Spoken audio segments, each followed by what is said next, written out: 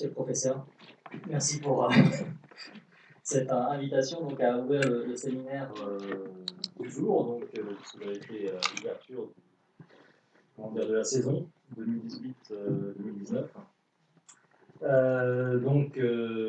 Bonjour à vous, merci d'être présent donc, à ce séminaire écologie et archéologie intitulé Êtres d'exception non humains cette fois-ci. Parce que les êtres d'exception humains, vous les avez donc devant vous. Donc coordonné par monsieur le professeur Leroux, Jérémy Cometti également, Bernard Moiseau et Roger Sommet qui est là cet après-midi. Et j'ai oublié effectivement Valérie Zétou, perturbé que j'étais par mon voisin de gauche. La séance du jour, je la laisserai donc introduire par Jérémy Cometti. Aujourd'hui, nous avons la chance d'écouter deux intervenants. Stéphane Rostin, si je mets les choses dans l'ordre, puisque les interventions ont été décalées. Ce sera d'abord Pierre Chardonnier qui interviendra, puis Stéphane Rostin qui interviendra à la suite. Le premier thème d'intervention de Pierre Chardonnier est d'intituler l'exception qui confirme la règle, le statut des non-humains dans la raison anthropologique, et Stéphane Rostin interviendra sur être d'exception, paysage exceptionnel d'Amazonie. Voilà, je laisse la parole je pense à Jérémy Cometti, sans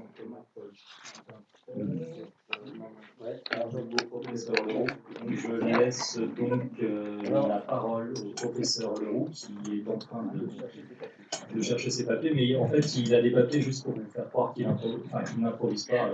On connaît tout est improvisé. Merci beaucoup. Merci, monsieur le doyen.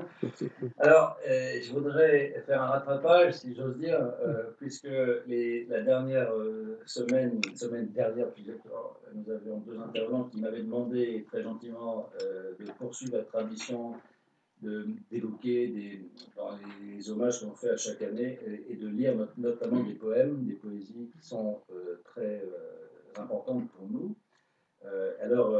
Monsieur Nicolas m'avait demandé un poème de Apollinaire, et moi j'en ai trouvé un.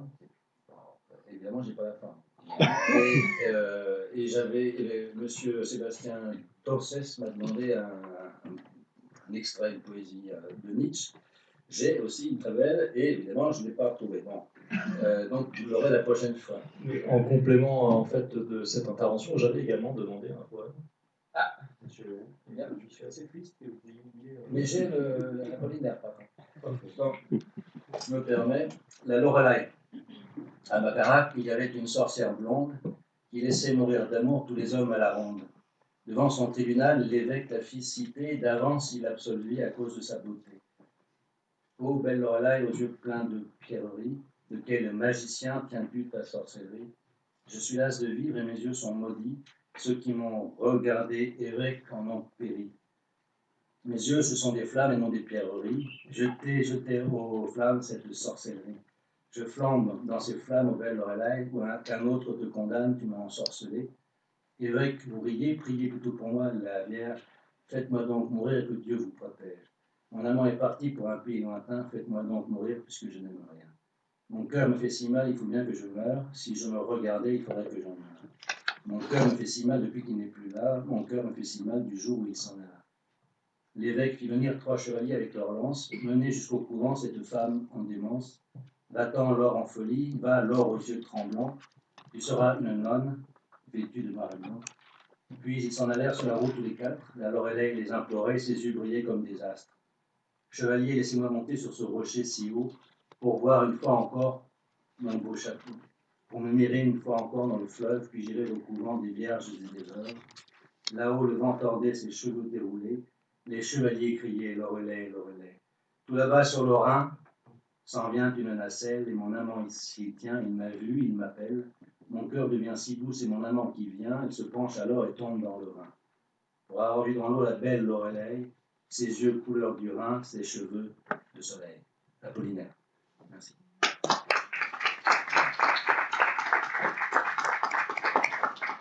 si je puis me permettre, donc j'espère que la semaine prochaine, j'aurai droit à mon poème. Ce sera fait. Et donc je souhaite avoir le poème Mai d'Apollinaire, qui fait en fait écho à celui-ci. Et c'est ce que Nicolas m'avait demandé, donc on se fait d'une pierre deux coups. Bonjour à toutes et à tous aussi de ma part, et je suis ravi, comme d'habitude, de vous voir très nombreux à notre séminaire que je coordonne avec le professeur M. Leroux. Et comme vous le savez, ce séminaire est dédié cette année aux êtres des exceptions anonymes. Et nous aurons aujourd'hui la chance, et je dirais aussi l'honneur, de prolonger la réflexion sur les êtres anonymes d'exception avec deux illustres chercheurs, Pierre Charbonnier et Stéphane Rostin. Mais comme d'habitude, avant de présenter les deux prestigieux intervenants, je tiens, comme début de chaque séance, à rappeler que ce séminaire, cette année, est dédié à Dimitri Karadimas, qui est un franc chercheur qui a essayé, comme vous le savez déjà, pendant toute sa carrière, de faire dialoguer l'archéologie et l'ethnologie et qui nous a quittés en 2017. Nous écouterons dans la deuxième partie Stéphane Rostin, qui est un ami proche de Dimitri, et qui, dans sa présentation, rendra lui aussi hommage à la personne, à sa mémoire et à ses recherches. Dans notre première présentation, nous avons l'honneur, et aussi le bonheur, d'écouter Pierre Charbonnier, qui est philosophe et ancien élève de l'ENS de Lyon. Les travaux de Pierre Charbonnier portent sur les rapports entre les sciences sociales, l'anthropologie notamment, mais aussi l'économie et les questions environnementales. Il a consacré sa thèse au problème des rapports collectifs à la nature dans les théories anthropologiques, donc de Durkheim à Descola en passant par Lévi-Strauss, en montrant en effet la centralité de ces problèmes dans la constitution de sa discipline et de ses concepts centraux, par exemple le totémisme, l'animisme, etc. Il s'agissait donc dans ces recherches, il s'agit plutôt dans ces recherches de montrer, de souligner la portée en fait des travaux anthropologiques pour une meilleure compréhension de la spécificité moderne, qui apparaît comme le terme comparatif permanent de ces théories. Sa thèse a été publiée avec le titre La fin du grand partage nature et société de Durkheim à Descola par les éditions du CNRS. Il développe à présent ses recherches à partir des travaux historiques et économiques qui permettent de discuter l'apparition d'une réflexivité environnementale dans les sociétés dites industrielles, ainsi les obstacles que ces sociétés modernes sont en train de rencontrer. Son objectif est de développer l'écologie politique à travers un échange constant avec les sciences sociales de la nature, dont les enjeux centraux seraient les questions de la richesse et de la politisation de l'environnement. Je suis donc ravi d'écouter sa conférence et je vous souhaite à toutes et à tous un bon séminaire.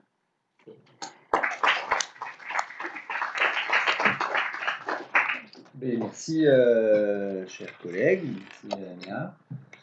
Je suis très heureux d'être ici aujourd'hui. C'est la première fois que je viens parler à l'Université de Strasbourg. Donc, c'est formidable. Alors, effectivement, Jérémia a fait une présentation parfaite. Et puis, en réalité, il a déjà commencé à... Vous m'entendez, ça va Il a en réalité déjà un petit peu commencé à aborder les problèmes que je voudrais développer tout de suite. Effectivement, peut-être la première chose à dire est que je ne suis pas anthropologue, et que cette extériorité, disons, disciplinaire est importante à souligner, parce que quand on lit l'anthropologie en tant que philosophe, on peut la lire aussi en tant qu'historien, en tant que sociologue, c'est un objet de considération scientifique pour potentiellement n'importe quelle autre discipline des sciences sociales. On le fait sous un angle forcément spécifique. Moi, je ne pratique pas, disons que je ne suis pas tenu par le régime descriptif ancré sur des aires géographiques et culturelles, même si, comme vous le verrez, il y a certaines de ces aires géographiques et culturelles qui nous sont plus familières que d'autres.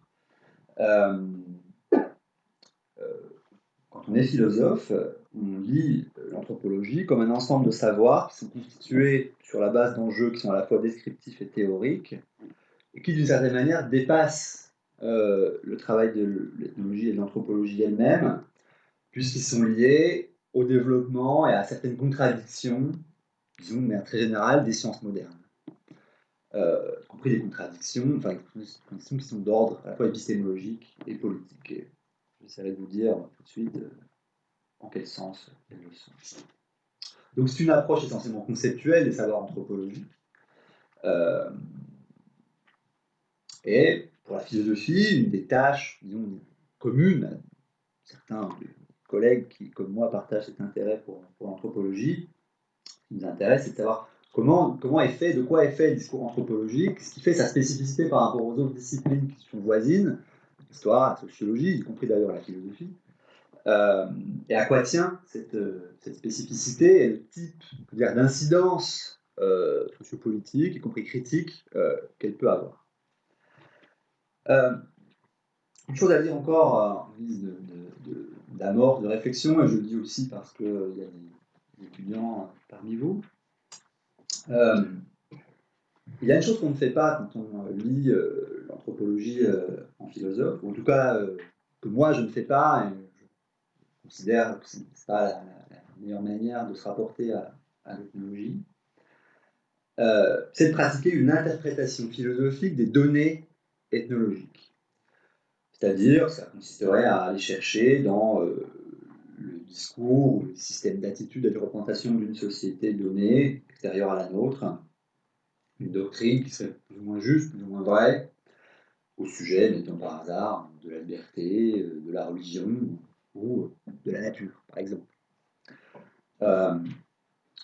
Cette manière de se rapporter à l'ethnologie est, on peut dire, très tentante, exerce une séduction assez importante, on peut dire sur le public en général et sur la philosophie en particulier, pour une raison très simple, c'est que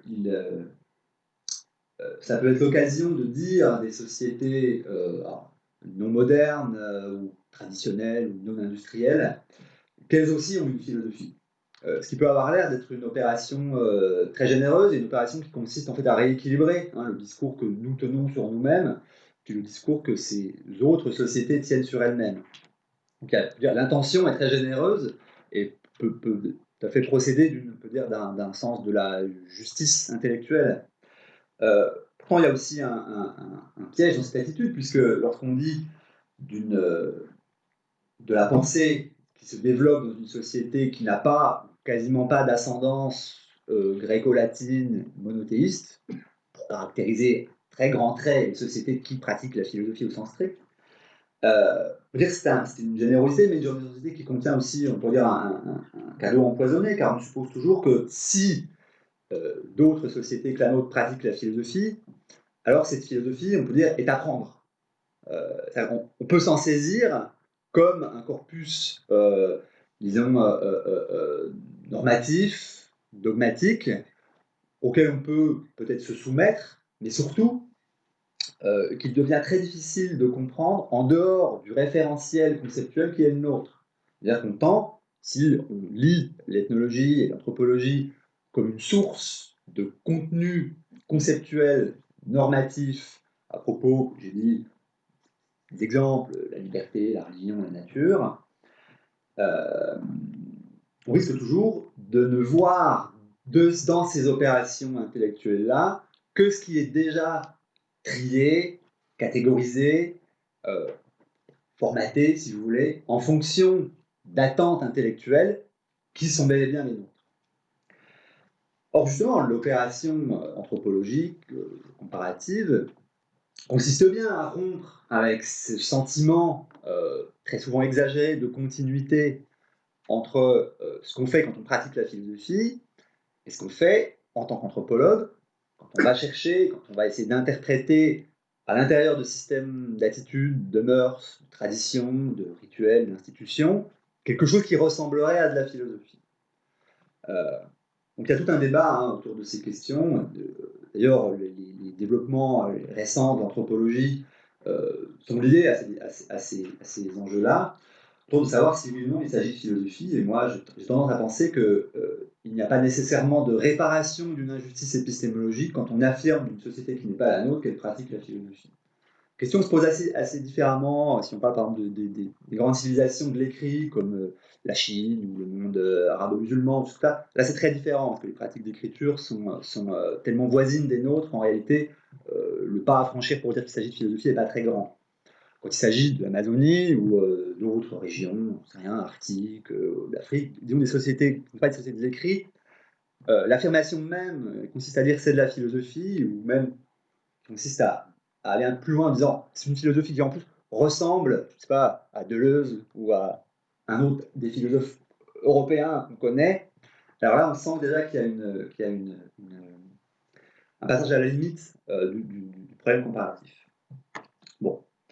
Autrement dit, la lecture philosophique de l'anthropologie ne se branche pas directement sur le contenu des pensées et des pratiques dites indigènes. Et en réalité, elle se déploie, me semble-t-il, et c'est comme ça que moi je la pratique, en partie sous l'influence du structuralisme d'ailleurs, dans un espace relationnel où se rencontrent différents schémas intellectuels et différentes manières d'institutionnaliser les opérations de pensée. La philosophie, c'est une manière parmi d'autres d'instituer la pensée socialement, c'est une manière parmi d'autres de situer les opérations conceptuelles, on va dire, dans la division du travail, dans l'organisation institutionnelle d'une société. Et dès lors qu'un groupe social ne revendique pas pour lui-même le fait de contenir en son sein des philosophes, ben je ne vois pas pourquoi il faudrait leur imposer on peut dire, cette caractérisation du travail réflexif. Raison pour laquelle il me semble qu'il est plus intéressant, au contraire, de soumettre notre propre cartographie conceptuelle, celle qu'on hérite eh bien, de la tradition, j'ai dit tout à l'heure, à la fois gréco-latine, chrétienne, monothéiste, qui passe à travers le Moyen-Âge, l'âge moderne, etc., de soumettre cette tradition-là, communément on appelle une tradition philosophique, à de nouveaux découpages, de nouvelles distinctions qui nous sont issues de la confrontation avec des savoirs, des formes de réflexivité qui, bah, justement, ne relèvent pas tout à fait, pas exactement, de la philosophie. Et l'un des produits de cette confrontation intellectuelle peut être, et ça a été peut-être la grande thèse de tout un pan de l'anthropologie contemporaine, certains de nos concepts peuvent ressortir altérés au point qu'on ne les reconnaisse plus. Par exemple, ça a été le cas du concept de nature, qui passait au crible, on peut dire, de l'épreuve comparative, notamment amazonienne, pas seulement, ressort comme un objet conceptuel tout à fait étrange, enfin, qui nous devient tout à fait étranger. C'est-à-dire on en vient, et enfin, quasiment déjà en train de vous dire la conclusion de mon propos, mais peu importe. On en vient à ne plus reconnaître ce qui nous semblait nous avoir été, ou peut-être nous être toujours familier ou constitutif de nos structures d'expérience.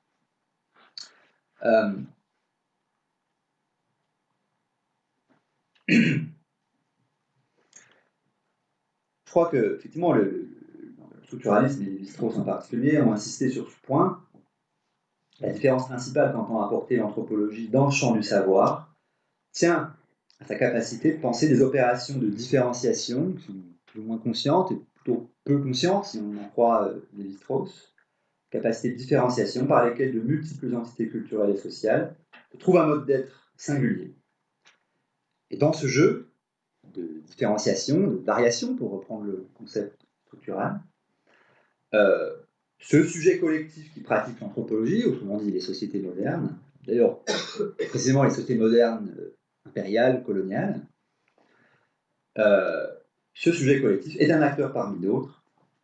Et si au départ il prétend constituer la norme du savoir et la norme des formes d'organisation sociale, il va, à travers ces rencontres, on peut dire progressivement éroder, amoindrir ce bloc d'identité non questionnée jusqu'au moment peut-être où, et là je reprends quasiment mot pour mot ce qu'écrit Lévi-Strauss dans son introduction à l'œuvre de Marcel Mauss, jusqu'au moment où ce bloc d'identité de départ n'existe plus que sous une forme résiduelle, sous une forme minimale, tellement érodée qu'on ne la reconnaît presque plus. Et si je vous dis tout ça, si je prends ce point de départ sur les rapports très généraux entre philosophie et anthropologie, c'est parce qu'à bien des égards, l'anthropologie est un contre-mouvement par rapport à ce que font les philosophes, par rapport à ce qu'a fait la philosophie massivement, et notamment la philosophie moderne. Je m'explique. Si on devient familier de l'ethnologie classique et contemporaine, si on fait ça en étant, disons, par formation de départ, comme c'est mon cas, philosophe, connaisseur de Descartes, de Spinoza, de Kant, de Rousseau, etc. Une des choses qui frappe, c'est qu'au fond, ce à quoi a été occupée la philosophie moderne de manière massive, c'est exactement le contraire de ce que font les anthropologues. La philosophie, et notamment celle qui pratique les noms que je viens de citer, a été une énorme machine destinée à fabriquer, à souligner, et même on pourrait dire à fanatiser l'identité spirituelle, morale et politique prévalente de notre côté du monde. On peut dire dans le vieux bassin qu'on appelle l'Occident ou l'Europe, ou parfois la modernité selon le type de lexique qu'on emploie. La philosophie, et peut-être en réalité plus que tout autre la philosophie des Lumières, a été occupée à souligner les spécificités de nos configurations politiques, et on pourrait dire cosmopolitiques, c'est-à-dire politiques, y compris dans la mesure où elles impliquent une façon de se rapporter au monde, à constituer ces configurations comme quelque chose, et c'est là que j'en viens au sujet de votre séminaire, comme quelque chose d'absolument exceptionnel. Comme quelque chose qui entretient avec les autres formations épistémologiques et politiques un rapport en fait, d'extériorité, un rapport de singularité absolue, quelque chose qu'on ne peut surtout pas et qu'on ne doit surtout pas confondre avec d'autres formes d'expérience, on peut dire intellectuelles, pratiques, religieuses, morales. Alors évidemment, l'anthropologie elle-même a d'abord été embarquée dans cette problématisation philosophique de l'identité culturelle à travers l'évolutionnisme, à travers le diffusionnisme, qui sont en réalité qui marquent encore assez nettement l'emprise de la philosophie sur l'ethnologie. Et en se démarquant de ces grands schémas explicatifs d'ordre génétique ou diffusionniste, elle a affirmé son caractère, on peut dire, d'antiphilosophie, ou en tout cas de mouvement contraire par rapport au rôle que jouait la philosophie dans l'exacerbation du sentiment d'exceptionnalité des collectifs modernes. Avant de discuter plus en détail de la signification générale de ce problème, je voudrais simplement vous donner un exemple d'une opération conceptuelle qui est vraiment au cœur de la tradition de la philosophie moderne et qui, on peut dire, enfin j'espère, illustre de manière assez frappante les efforts faits par la philosophie et par de la bonne philosophie. Hein. Je ne prends pas à dessein un philosophe malhonnête ou méprisant, je prends un bon philosophe pour vous montrer à quel point c'est, on peut dire, inhérent à l'opération conceptuelle moderne on pourrait dire, de pratiquer une sorte de diplomatie dégradée, de pratiquer, on pourrait dire quasiment à dessein, une relation interculturelle pauvre. Et cet exemple, ce sera celui de John Locke, un tout petit peu, parce que je n'ai pas affaire à des étudiants en philosophie. John Locke est un philosophe anglais du XVIIe siècle, qui produit l'essentiel de son œuvre en deuxième moitié du XVIIe siècle, pour les années 1750 et 1770-80. C'est un auteur qui est en fait profondément lié aux entreprises coloniales de l'Empire britannique en Amérique du Nord, et notamment dans la fondation de la colonie de Caroline, dont il a en partie écrit les statuts, c'est-à-dire la Constitution.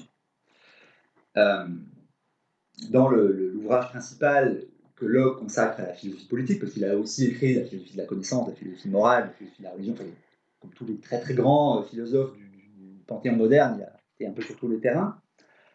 Son principal texte de philosophie politique s'appelle le Second traité sur le gouvernement civil. Il consacre dans ce traité un chapitre, le 5e, au problème de la propriété. C'est à travers sa réflexion sur le statut de la propriété qu'il en fait produit ce que j'appelais tout à l'heure cette rencontre diplomatique. Enfin, moi je dis elle est ratée, évidemment c'est rétrospectif, à la lumière de l'anthropologie plutôt dégradée. Le grand problème pour Locke est d'arriver à donner une justification politique, enfin, on peut dire morale, politique et religieuse. À cette époque-là, ces trois termes sont en fait quasiment indistincts. Une justification à l'appropriation par l'Empire britannique et par les classes dirigeantes qui le composent de ces terres américaines, qu'il qualifie, avec la tradition juridique de son temps, de res nullius. Res nullius, ça veut dire que ce sont des terres qui sont disponibles à l'appropriation, car elles ne font pas déjà l'objet de relations peut-dire contractuelles, c'est-à-dire qualifiées par un droit positif, ce qui veut dire en réalité un droit écrit, hein, un droit qui fait droit, pas autre chose que la tradition. Autrement dit, ce chapitre est consacré à la légitimation d'une juridiction extraterritoriale sur la base du déni opposé aux populations présentes sur place de ce droit de propriété. Parce qu'évidemment, tout le monde savait qu'il y avait des populations. Tout était de savoir ce qui leur retirait le droit d'être propriétaires de leur terre, enfin, de la terre sur laquelle ils habitaient. Eh bien, ce qui est intéressant, c'est de voir que l'essentiel de cette justification tient, on pourrait dire, à un argumentaire qui relève de l'agronomie. En fait, le débat se place au niveau de la différence qu'il y a entre se rapporter à la l'usage qu'on fait de la terre dans les sociétés occidentales, européennes, et l'usage qu'on fait de la terre dans ces sociétés-là, qu'on n'appelait pas encore amérindiennes, puisqu'on les appelait indiennes. Ce qu'explique Locke, en s'appuyant assez abondamment sur des travaux d'agronomie qu'il avait sous la main à l'époque, c'est que le fait que ces sociétés-là ne pratiquent pas la culture des plantes, la domestication des animaux, que ces sociétés-là ne sont pas sédentarisées sur un sol qu'elles transforment pour le rendre productif, bien, ces pratiques-là ne sont pas à proprement parler, ne relèvent pas à proprement parler d'un usage de la terre, et donc privent ces sociétés, alors on va dire, du statut de propriétaire de leur terre, mais en fait plus profondément que ça, de la capacité à se donner la dimension d'un collectif politiquement autonome, c'est-à-dire maître de son destin et de son orientation historique à travers du droit. Parce que si elles ne peuvent pas faire ça, si elles n'ont pas ce statut, dire, proprement civil, proprement politique en réalité, c'est pas parce qu'elles n'en ont pas la... En tout cas, c'est pas directement parce qu'elles n'en ont pas la dignité morale. C'est pas... Locke ne pense pas du tout que les Amérindiens ne sont pas réellement des hommes. Hein. C'est pas un problème racial, c'est un problème agronomique, c'est-à-dire ne sachant pas cultiver, elles ne savent pas le lien fondamental qu'il y a, et qui est un lien proprement européen, entre le fait de faire des lois et le fait de, on peut dire, administrer les rapports à la terre sous la forme du cadastre, de la propriété exclusive et de la mise en valeur technique de la terre. Le fait que les Européens et, quand on dit les Européens, essentiellement les classes dirigeantes qui sont aussi dans l'Europe de cette époque-là, les classes terriennes, autrement dit l'aristocratie, le fait que cette civilisation-là ait codé la nature comme quelque chose qui constitue un stock limité, mais dont on peut optimiser le rendement à travers le labour, en fait l'investissement de capital dans la terre, c'est ça qui produit la différence. C'est ça qui permet en fait d'un côté de légitimer le caractère absolument exceptionnel de l'anglais bon agronome, investisseur terrien, cultivateur, de l'Indien, qui n'est qu'un occupant non propriétaire de sa terre. Autrement dit, pour produire le sujet politique moderne, nous, hein, le citoyen, et j'insiste là-dessus parce que là je peux passer Locke pour un horrible colonialiste, ethnocentrique, ce qu'il est, mais c'est aussi un des fondateurs on peut dire, des républiques anti-absolutistes, donc d'une tradition politique qui s'appelle le libéralisme, dont nous sommes les héritiers. Il faut un certain rapport à la terre pour produire les citoyens de ces républiques-là. C'est pour ça que je dis ces citoyens, c'est pas nous directement, mais nous en sommes les héritiers. Et s'il faut une certaine terre pour produire ces sujets politiques-là, cela implique que les autres, ceux qui n'ont pas engagé ce rapport-là à la terre, restent sur le seuil de l'histoire, parce que n'ayant pas développé les moyens d'avoir un rapport, on peut dire, d'abondance à la terre, un rapport productif à la terre, sont aussi des collectifs qui ne connaissent pas le sens moderne de la liberté et de l'autonomie politique. Alors,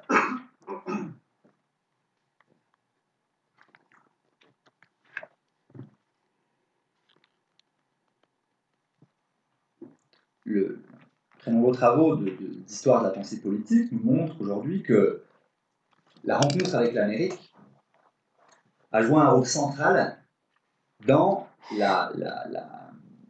fait, la définition de la spécificité, en l'occurrence du caractère d'exception, du projet politique moderne.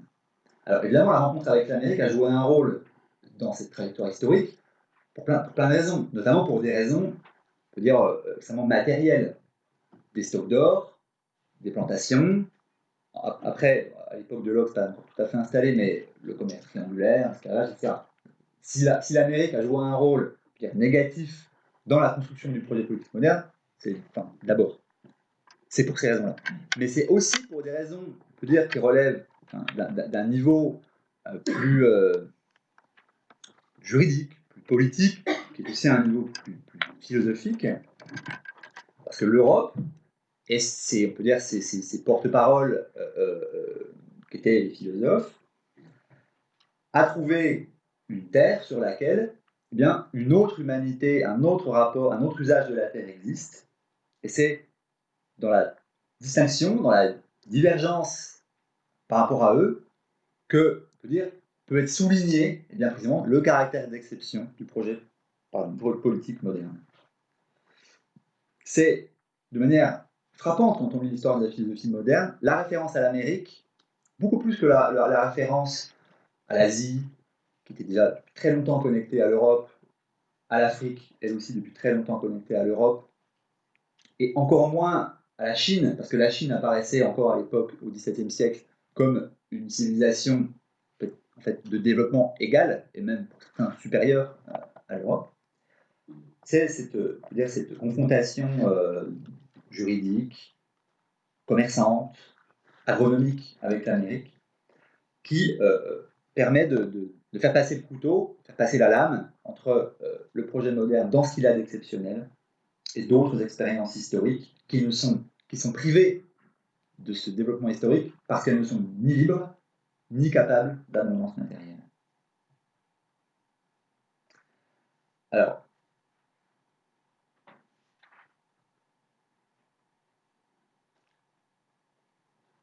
précisément dans les termes de Locke lui-même,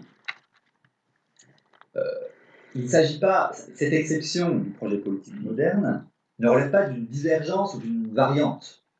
Précisément, elle relève d'une exception, c'est-à-dire il n'y a pas réellement de socle commun qui permette de penser, on peut dire, la commune humanité ou la commune civilité des groupes sociaux, mais la différence est pensée précisément sur le mode de l'exception, c'est-à-dire sur le mode d'une singularité absolument radicale, vous voulez, sans pont, sans point de médiation, sans diplomatie possible.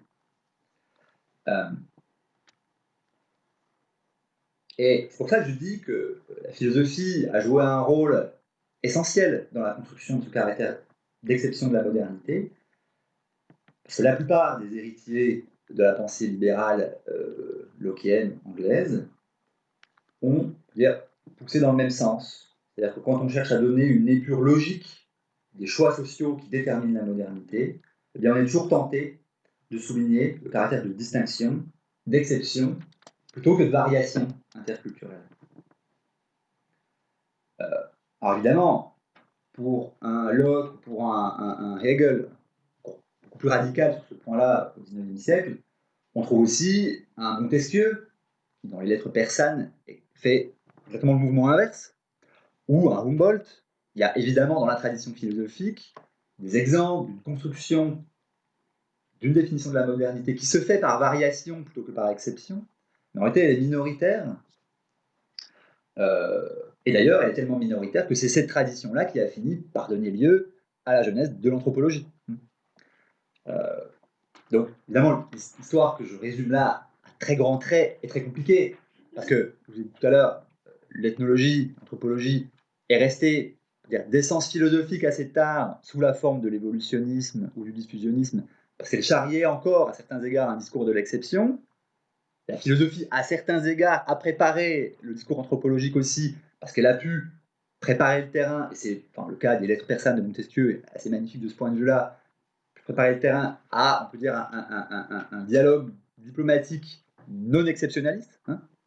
Mais disons que si on veut faire le découpage sur ce mode-là, il faut qu'on peut quand même créditer la philosophie d'une responsabilité assez importante dans on peut dire, la fanatisation de la conscience politique moderne comme conscience, je veux dire, d'une exceptionnalité. Voilà. Désolé. C'est en ce sens aussi qu'il est important pour la philosophie de se mettre à l'épreuve d'autres disciplines. L'histoire produit d'autres altérations, la sociologie en produit d'autres, etc., etc. En ce qui concerne l'anthropologie, et bon, je pense que Lévi-Strauss avait vu ce problème-là de manière vraiment frontale, c'est ce qui a rendu très difficile la cohabitation entre ces deux disciplines. Parce que, pour dire, si on va jusqu'au bout de la démarche, c'est l'une ou l'autre, c'est pas les deux en réalité. Hein. Une fois qu'on a admis que les opérations constitutives de la philosophie moderne allaient à rebours de ce que l'anthropologie essayait de faire, bah, dans le conflit, on pourrait sortir qu'un vainqueur. Hein. Bon, évidemment, les choses ne sont pas aussi archétypales dans l'histoire concrète, mais le débat était formé de cette manière-là. En tout cas, on peut dire, malgré tout, que une fois formée l'ambition anthropologique de reconstruire la discussion interculturelle sous un régime qui n'est plus celui de l'exception, alors disons qu'à minima, la philosophie, si elle veut continuer à exister, ne peut continuer à le faire que sachant ce qu'il en est de cette critique, et donc, on peut dire, en adoptant une situation de subordination, une situation secondaire à l'égard des savoirs produits à l'extérieur d'elle-même, et essentiellement par l'anthropologie.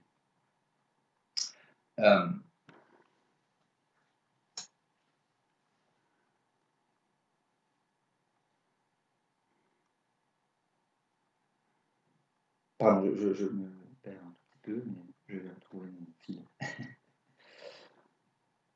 Oui. Donc si on pose le problème des rapports entre philosophie et anthropologie sur ce mode-là, dans ces conditions, le caractère d'exception des modernes prend l'allure d'un problème plutôt que d'un fait.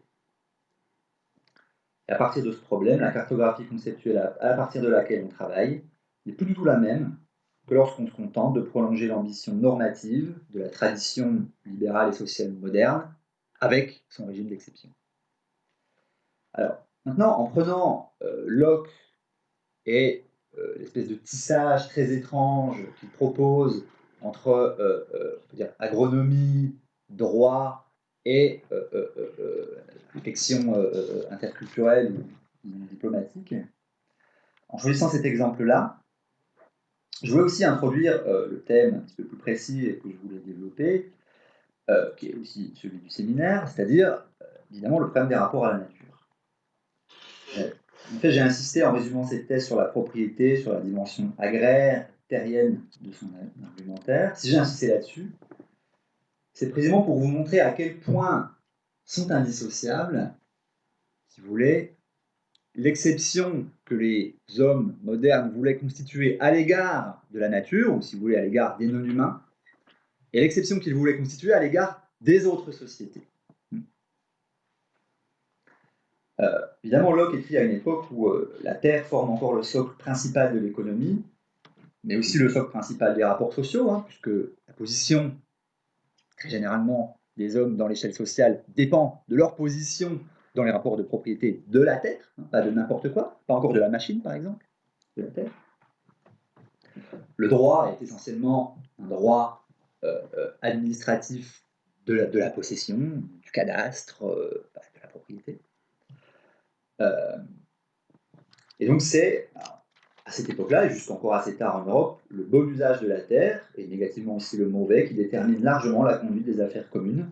Tout simplement parce que l'univers à la fois matériel et symbolique des sociétés pré-industrielles est dominé par la terre. Ces dimensions de la pensée républicaine, proto-libérale, classique, qui en fait traversent très nombreux efforts théoriques, et notamment l'économie politique classique au XVIIIe siècle, hein, de Smith, Ricardo, Malthus. Cette dimension est essentielle parce qu'elle nous permet de comprendre que la construction de la modernité comme expérience politique d'exception s'est jouée, comme je viens de vous le dire, en fait, c'est la proposition théorique principale que je voulais vous faire aujourd'hui, s'est jouée au croisement de deux fils conceptuels, l'un qui concerne les rapports à la nature et l'autre qui concerne les rapports à l'altérité culturelle ou historique. Si nous, modernes, sommes distincts des autres peuples, en tout cas tels que nous pensons l'être, hein, c'est parce que nous avons trouvé, ou nous pensons avoir trouvé, en faisant bon usage de la terre, y compris de la terre des autres, la clé d'une trajectoire historique ascendante, vouée à exercer une fonction normative. Autrement dit, ce qui fait de nous des êtres d'exception dans notre rapport à d'autres sociétés, notamment à travers les contacts impériaux et coloniaux, c'est pas n'importe quoi. C'est le fait que nous ayons, ou que nous pensons avoir, préalablement constitué une relation d'exception avec le milieu naturel, et notamment avec cette réserve productive qui est en même temps le lieu de l'habitat qu'est la terre. C'est-à-dire, si notre exception historique et culturelle est légitime, ou en tout cas est légitimée, c'est parce qu'elle est gagée sur un ascendant matériel des humains sur les non-humains. Pour redévelopper en termes plus techniques, il faut faire exception sur un plan ontologique parmi les choses du monde en s'instituant, nous humains, comme choses réflexives, ce que ne sont pas les bêtes, et sur un plan historique parmi les peuples du monde en s'instituant comme un peuple autonome, autrement dit un peuple capable de se donner sa loi. Ce que, de l'avis de tous les philosophes, depuis la controverse de Valladolid jusque très tard, au 19e et encore à certains égards au 20e siècle, les sociétés non modernes ne sont pas capables de faire. Se donner leur loi. C'est ça que nous sommes donné le projet de leur donner leur loi. C'est la mission civilisatrice. Alors, évidemment, quand je dis, quand je reformule en disant que cette exception se produit sur un plan ontologique, vous avez peut-être, probablement reconnu ce que Descola appelle le naturalisme, hein, c'est-à-dire une formation, enfin un mode d'identification, pour reprendre ces termes, qui institue la discontinuité majeure entre humains et non-humains. Et effectivement, c'est en partie sous l'influence de l'entreprise de la nature que je relis l'histoire de la philosophie politique. Alors, par contre, la différence, cette fois, avec ce que l'analyse que propose Descola, donc dans le chapitre qui consacre au naturalisme dans Part de la nature et culture, la différence, tient à la segmentation historique. Dans l'analyse qu'il propose, le naturalisme prend forme essentiellement dans la pensée scientifique, et même en deçà dans la formalisation mathématique de l'espace pictural dès la Renaissance, mais elle s'élabore quand même plutôt dans la pensée scientifique classique et la mathématisation du monde. Mais il me semble qu'une hypothèse un petit peu différente est aussi intéressante, et d'ailleurs elle est intéressante, y compris pour des raisons qui tiennent à l'histoire de l'anthropologie, c'est-à-dire qu'en réalité, le naturalisme, enfin en réalité, je propose cette hypothèse, hein, mais quand même à l'appui de très nombreux travaux en histoire des sciences, en histoire de l'environnement, en histoire économique, de considérer que ce naturalisme, on peut conserver la définition, ne trouve son plein développement qu'à partir du moment où le rapport à l'altérité naturelle, c'est-à-dire le codage de la nature comme une ressource, comme un stock disponible et comme une limite à repousser, se redouble d'un rapport à nous-mêmes, comme dépositaire d'un accomplissement moral et social qui nous distingue des autres peuples qu'on est en train de rencontrer quand on commence à aller chercher fortune de l'autre côté du monde.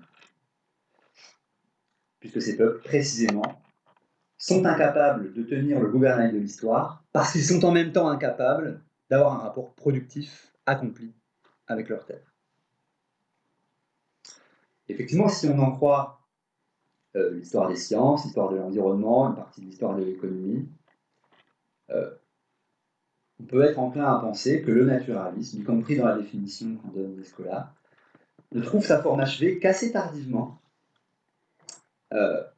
probablement pas avant le XVIIIe, peut-être même un peu plus tard, quand l'organisation des rapports à la nature et l'organisation des rapports à l'altérité culturelle, et donc à nous-mêmes, viennent s'aligner l'une sur l'autre, viennent coïncider dans une même matrice qui est scientifique, économique, morale, et donc, pour employer le lexique de Descola, ontologique.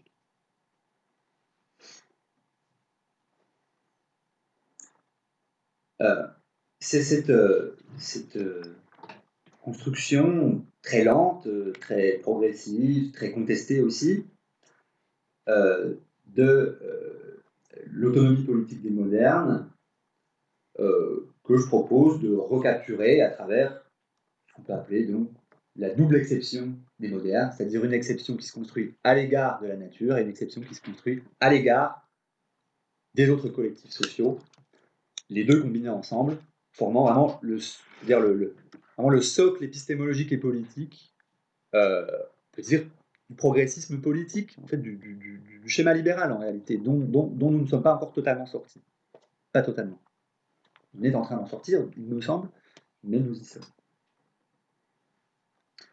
Donc c'est articulé l'une à l'autre, que l'exception, on peut dire l'exception écologique et l'exception culturelle, même si l'exception culturelle, ça a une autre signification aujourd'hui, exception historique, articulées l'une à l'autre, adossées mutuellement l'une sur l'autre, qui forment, disons, un pan assez essentiel de la philosophie politique moderne, en tout cas telle qu'on la lit à la lumière de l'anthropologie.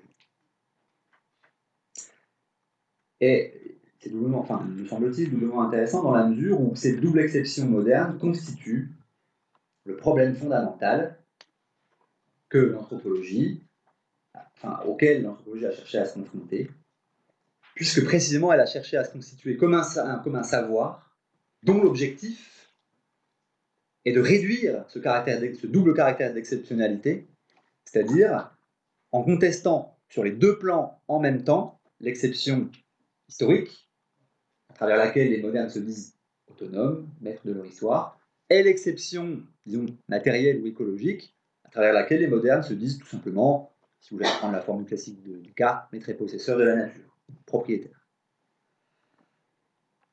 On peut, dans ces conditions, comprendre l'anthropologie comme la discipline qui a pris pour cible cette double dimension de l'exceptionnalité moderne. Précisément, et pour le dire encore dans les termes de Lévi-Strauss, en essayant de recoder la différence ontologique comme une variation, c'est-à-dire comme une différenciation à l'intérieur d'un espace de possibilités homogène, elle a tenté de mettre fin à un régime d'exception qui nie, en principe, toute relation diplomatique bilatérale entre nous et les autres, et entre humains et non-humains. On dit l'asymétrie qui règne dans les pratiques écologiques et dans les pratiques politiques modernes a été d'emblée la cible de l'anthropologie comme critique de la philosophie, et notamment comme critique de la philosophie des Lumières libérales. Alors, on peut dire que pour ce qui est du second aspect du problème, c'est-à-dire l'anthropologie comme critique de la relation diplomatique interculturelle ratée, je pense que là, ça ne constitue pas un problème particulier. Disons qu'en fait, c'est la légitimation officielle de l'anthropologie comme savoir spécifique à l'intérieur des sciences sociales.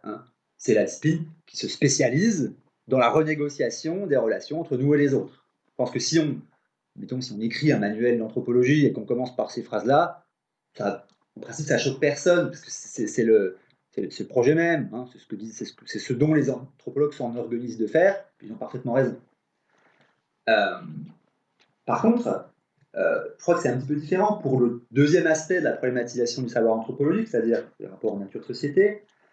D'abord parce que cette justification de l'entreprise anthropologique n'est pas explicitement donnée dès le début chez ses fondateurs, qu'ils soient du côté de l'anthropologie victorienne, du côté de l'anthropologie, durkheimienne, issue de l'histoire du droit et de l'histoire religieuse. Donc, cette justification-là, il faut la retrouver, il faut la reconstruire. Et alors, bon, je ne développe pas, mais c'est en quelque sorte l'objet du livre que j'ai, de la thèse, puis du livre que j'ai écrit il y a quelque temps. Je ne le résume pas, évidemment, hein, en quelque sorte, je viens de le faire, en fait, hein, dans des termes qui ne sont pas tout à fait ceux que j'utilisais à l'époque, mais c'était quand même ça le projet. C'était de montrer que l'anthropologie, disons, comme type de savoir, et à côté de la justification officielle qui concerne la relation à l'altérité culturelle, problématise aussi, et en fait de manière tout aussi intense et tout aussi centrale, le problème des rapports entre nature et société, et c'est ce que disait Jérémy tout à l'heure, notamment à travers le problème de l'animisme, du totémisme, mais même un petit peu avant du fétichisme, que cette problématisation-là s'est faite, et d'ailleurs qu'elle continue à se faire, par exemple dans l'anthropologie de la nature. Donc je ne vous refais pas toute cette histoire-là, évidemment, surtout que le temps passe, dites-moi quand je dois commencer à le faire. Mais je voudrais quand même en faire ressortir certains aspects et dire certaines conséquences pour la philosophie et pour la philosophie politique en particulier. Bon, d'abord, repartons un tout petit peu de ça. Effectivement, il n'y a aucun autre savoir, me semble-t-il, qui incarne mieux que l'anthropologie l'ambiguïté permanente de la double exception moderne, puisque l'anthropologie est en même temps l'héritière de cette double exception et sa principale critique.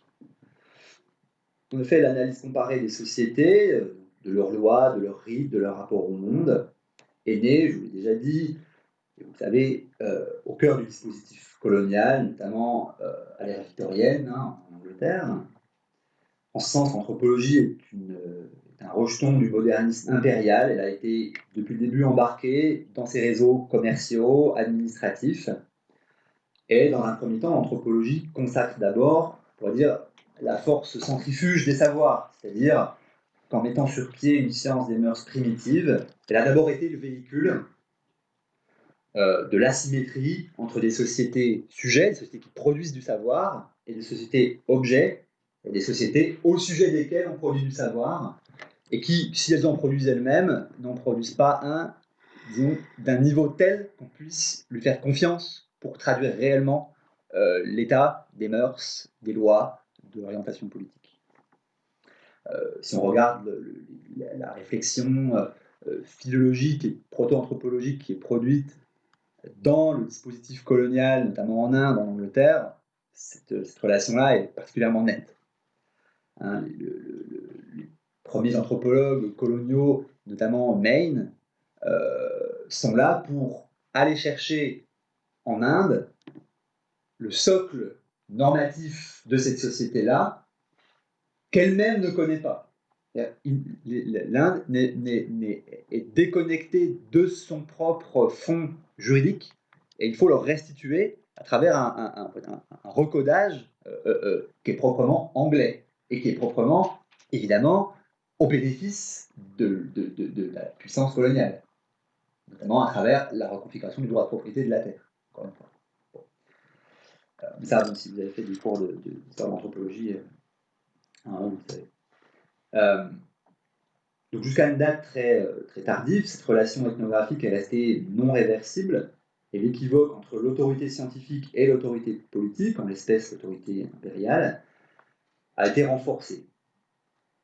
Et à cette époque-là, l'anthropologie s'est écrite parfois comme un pur et simple renseignement administratif, voire militaire, parfois même comme un vecteur du culte national ou racial, mais aussi, tendanciellement de plus en plus souvent, comme un art de la comparaison qui permet d'administrer les colonies à partir d'une juste connaissance des lois en vigueur chez elles. Et puis progressivement, c'est aussi au sein de l'anthropologie que les doutes les plus sérieux ont été émis au sujet de la prétendue mission universelle de l'Occident colonial et ont servi de socle épistémologique et moral aux premières remises en question de ces grandes asymétries constitutives de la modernité. Donc paradoxalement, c'est de l'intérieur, je veux dire, de la matrice épistémologique et politique asymétrique qu'a fini par se formuler la critique de l'exception moderne. Alors, il y a plein d'exemples de cette réorientation du savoir anthropologique. J'en donne qu'un, celui de Durkheim, celui que je connais le mieux. Puis en un sens, c'est un des plus intéressants aussi. Chez Durkheim, Durkheim est d'abord sociologue, hein, c'est quelqu'un qui écrit sur les sociétés modernes, industrielles, hein, une vision très sociale. Puis il consacre dans la deuxième partie de sa vie la plupart de ses efforts à ce qu'on n'appelait pas encore tout à fait d'anthropologie, mais qui est en train de s'appeler anthropologie à l'époque où il écrit d'ailleurs, et notamment à l'anthropologie religieuse. Et il écrit donc, le grand livre, l'un des grands livres fondateurs de l'anthropologie d'expression francophone, qui est en 1912, Les formes élémentaires de la vie religieuse. Et en quelque sorte, le titre du livre est déjà un programme conceptuel, hein, enfin, vraiment l'expression des formes élémentaires. Qu'est-ce que ça veut dire? En fait, c'est très ambigu cette affaire-là. Dans les formes élémentaires de la vie religieuse, on peut dire que d'une certaine manière, Durkheim consolide l'autorité épistémique de la modernité sur les, comme il disait encore à l'époque, les primitifs, c'est-à-dire les sociétés en position d'objets observés. Donc il consolide l'autorité épistémologique de la modernité sur les primitifs à travers leur interprétation sociologique, anthropologique. C'est-à-dire, notamment dans l'interprétation qu'il fait du totémisme, lorsqu'ils affirment, là c'est les Australiens, hein, puisque l'essentiel du matériau ethnographique qu'utilise Durkheim, c'est celui de Spencer Gillen, qui vient d'Australie. Lorsqu'ils affirment qu'ils sont indistincts de leur espèce totem, c'est-à-dire qu'ils ne vivent pas dans des sociétés comme nous, mais qu'ils vivent dans des groupements composés de personnes humaines, mais aussi de personnes non humaines, d'esprit, de paysages, de rapports mémoriels, ritualisés à travers des objets qu'on appelle le totem, mais aussi toute une série de rites liés à la mort, etc. Lorsqu'ils disent ça, eh bien, il ne faut pas les croire, puisque la sociologie est capable de recoder cette appartenance cosmologique sous la forme d'une appartenance sociale, véritablement sociale. Autrement dit, ce que nous dit Durkheim, c'est que en affirmant qu'ils sont indistincts, eh bien, du kangourou, de l'alligator, du corbeau, pour prendre quelques exemples, ils symbolisent des liens de solidarité et d'obligation réciproques qui sont des liens d'essence sociale, c'est-à-dire des liens qui ne concernent que les humains, mais ils ont besoin de les symboliser en leur donnant un support d'expression symbolique qui, lui, n'est pas humain. Parce que le caractère sacré de ces liens d'obligation réciproque qui font le socle de la solidarité sociale sont tellement puissants, tellement impossibles à remettre en question, parce que si on les remet en question, on fout tout en l'air, qu'il faut leur donner un substrat, lui dit extérieur, naturel. C'est-à-dire il faut, en réalité, on dirait en termes de sciences sociales contemporaines, on disait il faut naturaliser l'autorité sociale, tout simplement. C'est ça le totémisme. Autrement dit, plus les Australiens disent qu'ils n'appartiennent pas à des sociétés, mais à un sujet collectif dont la géométrie est complètement différente, plus ils nous invitent à penser qu'en réalité, c'est le social qu'ils symbolisent. C'est quand même, admettons-le, ça fait plus d'un siècle, maintenant on peut le dire, même malgré tout le respect qu'on peut avoir pour Durkheim, est une opération de recodage sociologique d'une expérience, du coup, je n'ai pas envie de l'appeler sociale, parce qu'elle n'est pas sociale, une expérience collective qui est tout de même à la fois formidable et étonnante. C'est en ce sens que je dis que l'interprétation anthropologique consolide l'autorité épistémologique du moderne sur le monde moderne.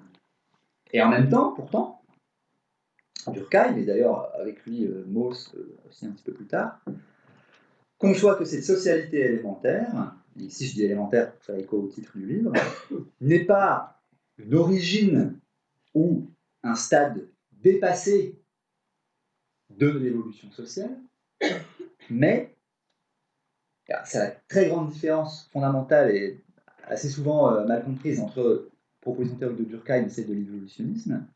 C'est pas un stade dépassé, pour reprendre les termes de Morgan par exemple, un germe de société. C'est une société pleinement accomplie, mais qui s'en tient à ses caractères précisément élémentaires, c'est-à-dire à sa forme la plus épurée qu'on peut observer une fois qu'on a retiré aux arrangements sociaux toute la complexité matérielle, institutionnelle, juridique, en fait historique, qui se sédimente dans les sociétés qui lui appellerait pleinement développées, les nôtres. On voit mieux ce qui fait l'essence du social dans des sociétés simples, ou là encore pour reprendre ces termes d'organisation mécanique, que dans les sociétés à organisation organique, parce que en fait c'est trop compliqué. Il y a trop de strates historiques accumulées qui font que pour redescendre à la strate la plus élémentaire, vaut mieux aller chercher chez les Australiens plutôt que chez les Anglais, les Français, les Allemands ou les Italiens. Mais faisant ça, eh bien, on en apprend, pas sur notre passé, mais sur notre présent, c'est-à-dire, précisément, sur ce qui constitue le caractère sacré des liens d'obligation réciproques dans toute société, y compris et surtout la nôtre, parce que dans la nôtre, on les voit moins bien. Ils sont rendus plus compliqués, d'ailleurs, ils ont été dégradés en partie par les relations industrielles, salariales, de domination, que lui n'appelle pas, mais qui en fait s'appellent les relations de domination capitaliste. Si on redescend à l'élémentaire, on voit mieux ce qui fait tenir ensemble la société. Donc, vous voyez, d'un côté, il fait une opération de recodage sociologique d'une expérience qui n'est pas, pour en parler, une expérience sociale, et en ce sens-là, on pourrait dire en ce sens-là, il est philosophe, c'est-à-dire en ce sens-là, il creuse l'écart, et en même temps, en disant que ces formes élémentaires de la vie religieuse, qui sont en même temps les formes élémentaires de la vie sociale tout court, que là-dedans, il y a le socle des obligations morales et sociales qui sont encore les nôtres. Il crédite ces sociétés-là, on peut dire d'une dimension qui n'est pas à proprement parler exemplaire, mais en tout cas, qui a un statut, on pourrait dire, d'expérience de pensée, sans lequel nous-mêmes, nous nous connaissons moins bien que nous le pourrions si nous ne connaissions pas les sociétés australiennes. Ce qui leur donne, on peut dire, une importance sociale et morale sans égale. Donc c'est en Australie, au fond, qu'on découvre toute la profondeur des exigences normatives modernes.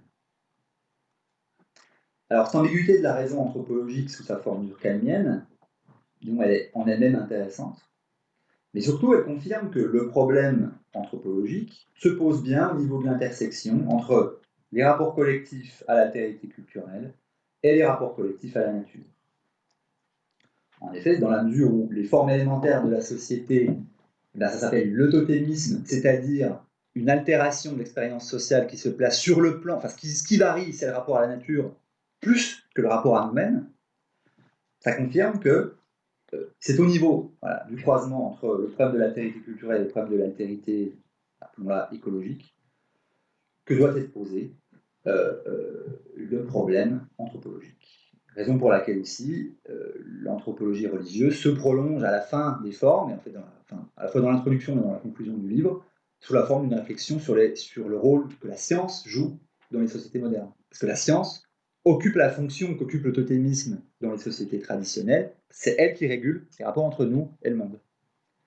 Sous une forme, disons, sécularisée en fait. Alors, j'avais un point similaire sur les Lévi-Strauss, mais je vais le passer parce que j'ai trop parlé et il faut que je conclue. Mais, disons, du coup, vous voulez me croire sur parole, mais le même type de croisement se fait chez Lévi-Strauss, voilà, et chez de très nombreux autres auteurs. Mais je déroule un petit peu plus, j'accélère le fil historique pour arriver à la fin. Si, parmi les évolutions récentes de votre discipline, l'anthropologie de la nature doit nous intéresser peut-être plus que les autres, c'est pour ces raisons-là. C'est pas en raison du caractère parfois un petit peu spectaculaire de la requalification de la culture en ontologie, ou la réactivation qui, qu'après les Lévi-Strauss sont pensés avoir perdu de grands écarts un petit peu exotiques avec des formations sociales très massivement différentes des nôtres. C'est pas pour ces raisons-là qu'il faut s'intéresser aux auteurs qui ont essayé de construire l'anthropologie de la nature. C'est parce que l'idiome, disons, du tournant ontologique, comme on l'appelle parfois, mais je ne suis pas persuadé que ce soit une formulation très efficace. En tout cas, c'est parce que cet idiome conceptuel-là doit d'abord se comprendre comme une façon de faire remonter à la surface le problème moteur de la raison anthropologique, à savoir la critique de la double exception moderne, plutôt le processus par lequel elle est en train d'être remise en question, enfin elle est sans cesse en train d'être remise en question en réalité. En cela, l'anthropologie de la nature s'inscrit de manière particulière dans l'histoire de sa discipline, puisqu'elle s'y inscrit de manière centrale, mais elle s'inscrit aussi au-delà de des frontières d'une discipline, dans une histoire sociopolitique plus large, qui a fait émerger d'autres mouvements intellectuels, et notamment tout ce qui relève des critiques subalternistes, postcoloniales, du schéma intellectuel moderne. Alors maintenant, et c'est le tout dernier point que je voulais faire, pour discuter un petit peu d'anthropologie contemporaine quand même, si on prend trois de ces principaux représentants de ce courant-là, que sont, j'ai choisi un tout petit peu arbitrairement, mais j'espère pas complètement arbitrairement, que sont Tim Ingold, Eduardo Viveiros de Castro et Philippe Descola, je crois que malgré les affinités intellectuelles assez profondes qui les réunissent, on peut aussi insister peut-être plus sur les différences qui les séparent que sur ces affinités.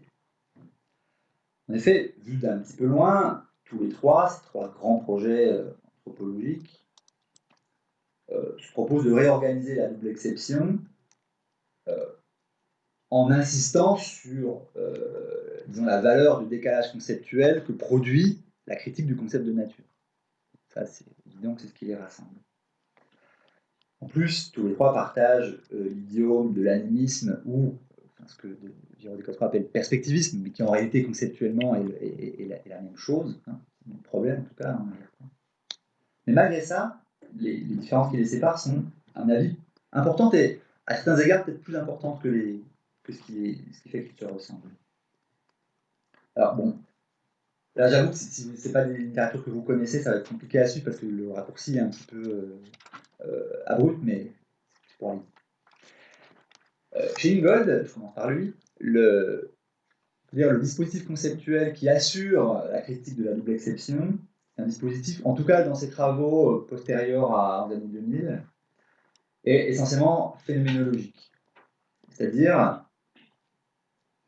que lui propose de montrer, c'est que la mise à l'épreuve du schéma, disons, technoscientifique, instrumental, objectiviste, moderne, par l'animisme, permet de mesurer à quel point ce schéma moderne était aliéné, permet de mesurer à quel point, on peut dire, la leçon qu'on prend quand on va, comme c'est son cas dans les sociétés d'éleveurs de rennes du pourtour arctique, on apprend que les rapports collectifs à la nature peuvent prendre une forme plus sensible, plus immédiate, on pourrait dire plus authentique, ce qui veut dire aussi qu'elle est plus respectueuse écologiquement.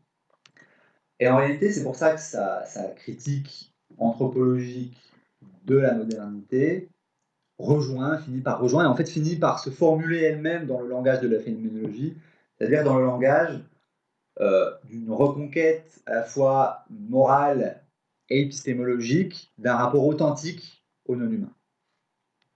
C'est-à-dire qu'au fond, l'animisme est un vecteur de confrontation critique directe avec la modernité, que lui entend en termes essentiellement technoscientifiques, objectivants, instrumentaux. Raison pour laquelle, dans ces ouvrages des années 2000, disons, l'idiome conceptuel de la phénoménologie, de Merleau-Ponty, d'Heidegger, en fait, englue complètement la description ethnologique. Et vous pouvez avoir un exemple des types de problèmes que ça pose dans le débat qu'il y a eu entre Ingold et Descola il y a très très peu de temps. Hein, l'échange qu'ils ont eu, c'est 2015-2016, même pas que ça. Parce que vraiment, la controverse entre eux, c'est noué sur ce problème-là. Sur ce qui reste de la spécificité de l'analyse anthropologique, une fois qu'on l'a réenchassé dans un schéma conceptuel, au fond, très très classique en Europe, hein, qui est la critique de l'instrumentalisme technoscientifique. Bon. L'autre manière de produire la critique de la double exception, la seconde, enfin, seconde c'est moi qui fais l'ordre, hein, il n'y a aucun rapport ni hiérarchique ni chronologique. Hein. Seconde, donc celle de l'anthropologue brésilien Eduardo Viveiros de Castro, totalement contemporaine à celle de Ingold, elle adopte un autre, s'enchasse dans un autre lexique conceptuel et politique qui, me semble-t-il, est caché parce qu'il ne le dit pas hein, dans les livres, mais en fait est celui de la critique subalterniste. Ce qu'on appelle la critique subalterniste, en fait, c'est ce qui vient de l'historiographie postcoloniale indienne, des travaux qu'ont fait les historiens indiens pour raconter leur propre histoire dans des termes qui n'étaient pas ceux de l'Europe moderne, c'est-à-dire qui n'étaient pas ceux ni de la genèse d'un État-nation, ni de la lutte des classes. Pour prendre les termes du principal concepteur de la pensée subalterniste, qui s'appelle Ranajit Guha, dans les années 80. En fait, il me semble que Eduardo Viveiros de Castro, je sais pas, il faudrait soumettre l'hypothèse, et je suis presque sûr qu'il serait d'accord. En tout cas, je suis presque sûr qu'il ne serait pas fâché par cette comparaison. Sa compréhension, enfin, pas sa compréhension, mais disons, le rôle qu'il fait jouer au perspectivisme dans la remise en question de l'épistémologie et de la politique moderne est tout à fait similaire à ce qu'a fait l'école subalterniste. Parce que l'enjeu principal est de dire que eux, ces sociétés amazoniennes, sont tout autant capables de parler de nous que nous sommes capables de parler d'eux. Pourquoi ? Parce qu'elles disposent d'un répertoire conceptuel qui est tout aussi complet que le nôtre et tout aussi capable de fournir le socle d'une autonomie sociopolitique, au sens très concret, hein, c'est-à-dire ces gens sont capables de se gouverner parce qu'ils ont une pensée complète.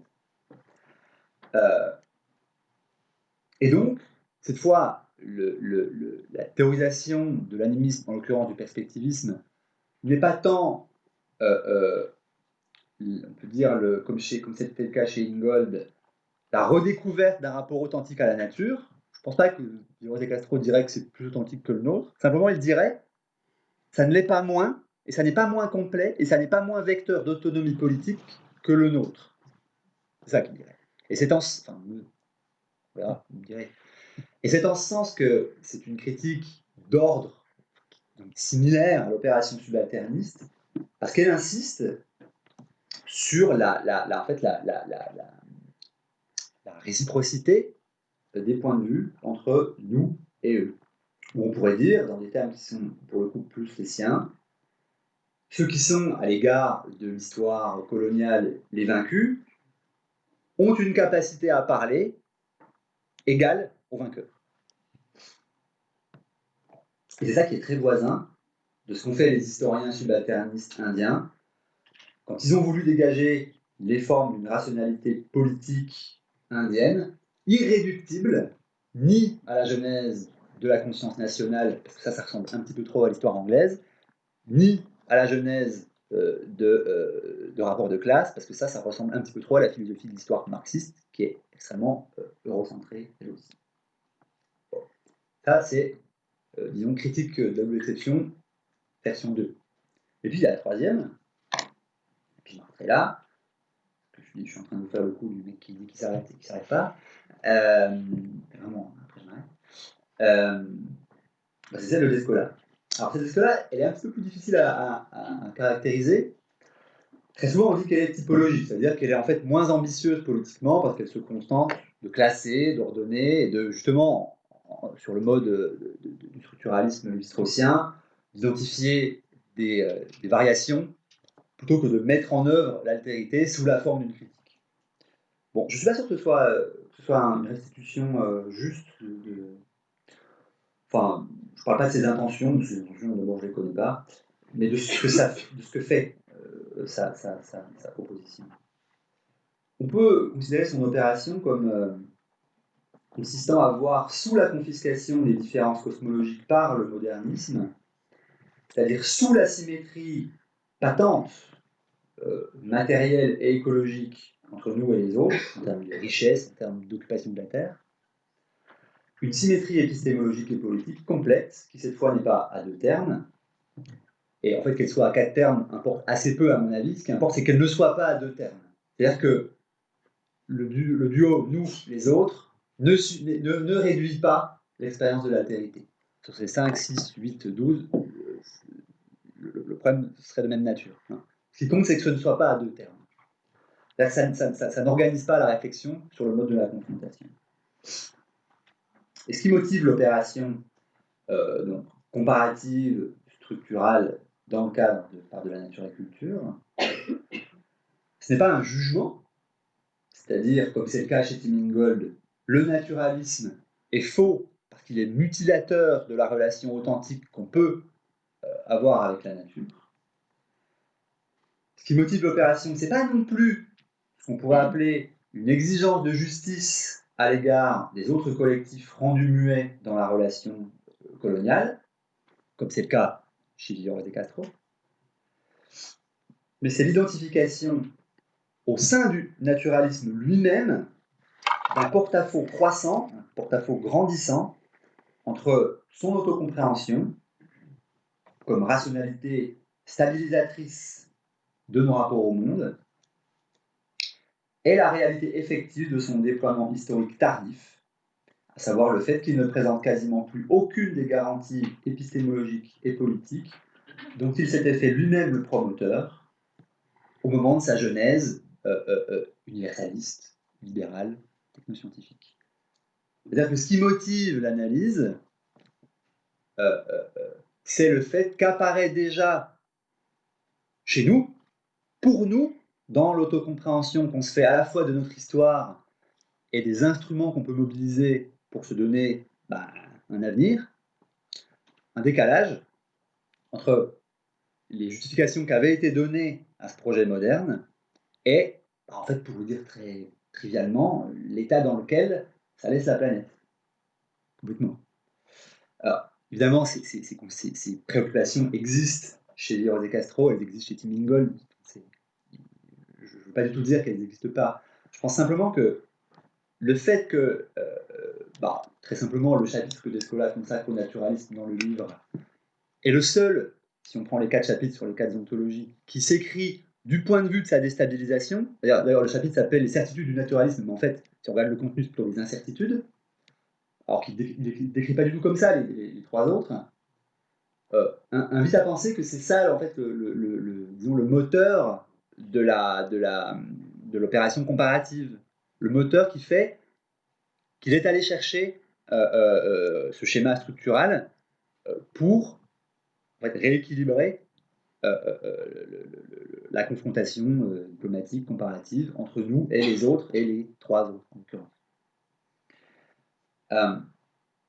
En effet, je crois qu'il faut avoir noté que nous en sommes là, nous en sommes à ce point-là de désajustement entre la conscience collective historiquement sédimentée et l'expérience concrète du contrôle qu'on exerce sur le monde, c'est-à-dire pas grand-chose comme contrôle, pour qu'il soit possible d'entreprendre une enquête qui n'est ni une critique absolue de la modernité, ni une confrontation de type post-colonial, mais simplement quelque chose qui accompagne le processus d'auto-transformation, précisément des certitudes modernes, des certitudes naturalistes. Là aussi, il faudrait lui demander si c'est effectivement comme ça que le projet s'est fait, et d'ailleurs, même si répondait que c'est pas comme ça que le projet s'est fait, à la limite, l'hypothèse resterait valide, parce que les choses peuvent se jouer au-delà des intentions des auteurs. Mais en tout cas, je pense que le fait que l'inadéquation entre les formes de notre réflexivité politique et environnementale et l'état dans lequel se trouve notre capacité concrète à conduire notre histoire et nos relations écologiques fait la différence par rapport aux autres modalités de l'entreprise très générale de l'anthropologie de la nature. Et c'est peut-être ce qui lui donne, c'est pas pour ça qu'elle est plus intéressante, plus puissante, plus vraie que les autres. Non, c'est peut-être sa particularité. Et cette fois je termine vraiment, c'est ce qui lui donne peut-être sa signification philosophique, là pour le coup, plus intéressante, plus puissante que les autres, parce que c'est exactement ce qu'on essaie de faire en philosophie politique, quand on essaie de comprendre précisément ce désajustement entre l'héritage encore très vivant de l'exceptionnalisme moderne, qui est aussi un exceptionnalisme écologique, et le fait que nous sommes bien obligés de constater qu'il ne peut plus constituer une ressource épistémologique et politique pour proposer, disons, un discours normatif, qui coïncide un minimum avec l'état de la planète. Donc c'est en ce sens peut-être que l'anthropologie de la nature, sous cette forme-là post-structurale, est intéressante. Merci.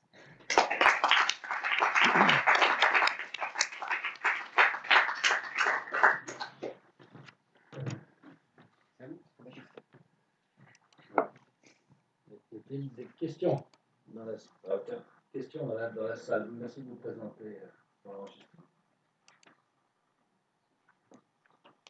Surtout qu'il y en a beaucoup. Bien, alors, en attendant que les questions se manifestent, moi je vais me permettre de faire quelques remarques en forme de questions ou l'inverse, critiques un peu, évidemment, que vous allez chercher c'est normal. Donc, je pars de quelques éléments qui m'ont marqué, en vous remerciant de cet exposé très brillant et très riche. À un moment, vous parlez, enfin plusieurs fois d'ailleurs, de la mission civilisatrice de l'Occident, de l'idée moderne. Mais il s'agit en fait de parler d'un concept philosophique en l'occurrence. Pour moi, il s'agit plutôt d'un concept maçonnique, dans la mesure où il y a une application immédiate et pratique, il y a la colonisation qui va être mise en place à partir justement de ces missions civilisatrices prétextes. Je pense là, en particulier à Jules Ferry, hein, c'est très clair. Parce que plus maçonnique au sens commerçant, mercantile, à volonté, à but mercantile, plus que universaliste ou philosophique. Vous parlez de l'Inde au singulier, à propos de l'arrivée de premiers ethnologues britanniques, par exemple. Les Britanniques arrivent à la deuxième moitié du XVIIIe siècle. L'ethnologie commence un peu plus tard, mais globalement, à cette époque, il n'y a pas l'Inde, ça n'existe pas. Il y a les Indes multiculturelles très compliquées, très complexes, et linguistiques, culturelles et religieuses. Il n'y a pas non plus il n'y a pas un État, il y a des multiplicités de petits États, voire non-États. Alors, ça va déboucher en 1947 sur la création justement d'un État centralisé, qui a du mal d'ailleurs, cette union indienne qu'on appelle aujourd'hui l'Inde. Et les ethnologues britanniques n'étaient pas, les anthropologues n'étaient pas les